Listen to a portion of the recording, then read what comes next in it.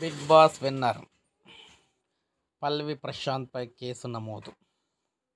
So మీరు చూసుకున్నట్లయితే big boss winner అయినటువంటి పల్లవి ప్రశాంత్పై జూబ్లీ హిల్స్ పోలీస్ స్టేషన్లో కేసు నమోదైంది.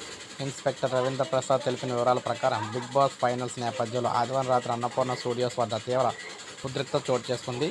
అన్నపూర్ణ స్టూడియోస్ వద్ద చేరుకున్న పల్లవి ప్రశాంత్, అమర్దీప్ అభిమానుల మధ్య వాగ్వాదం జరిగింది. టైటిల్ విజేతగా నిలిచిన ప్రశాంత్ రాత్రి 12 గంటల సమయంలో స్టూడియోస్ నుంచి బయటకు రాగా అభిమానులు ఘన స్వాగతం పలికారు. అయితే అదే సమయంలో రన్నరప్గా నిలిచిన అమర్దీప్ సైతం బయటకు రావడంతో ఇరువురు అభిమానుల మధ్య వివాదం జరిగింది.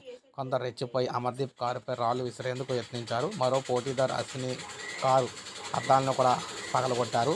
దాదాపు 5కు పైగా ఆర్టీసీ బస్సులు అద్దాలను ధ్వంసం చేశారు. బందోబస్తుకు వచ్చిన పంజాగుట్ట ఏసీపీ మోహన్ కుమార్ కారు అద్దంతో పాటు విధులు నిర్వర్తించడానికి వచ్చిన బెటాలియన్ బస్సు అద్దాన్ని కూడా పగలగొట్టారు. దీంతో రంగంలోకి దిగిన పోలీసులు అభిమానులను అక్కడి నుంచి పంపించి వేశారు. అనంతరం ఈ ఘటనపై 2 వేర్వేరు కేసులకు జూబ్లీ హిల్స్ పోలీసులు కేసు నమోదు చేశారు. పోలీసుల హెచ్చరికలను పట్టించుకోకుండా ర్యాలీని నిర్వహించినందుకు కారణమైన పల్లవి ప్రశాంత్పై కేసు అయితే నమోదు చేశారన్నమాట. సో ఈ విధంగా బిగ్ బాస్ గెలిచిన పల్లవి ప్రశాంత్పై పోలీస్ కేసు అయితే నమోదైంది. ఇప్పుడే మనకు అప్డేట్ అయితే వచ్చింది. ఒక లైక్ చేయండి, సబ్స్క్రైబ్ చేసుకోకపోతే మన ఛానల్ సబ్స్క్రైబ్ చేసుకొని ఫాలో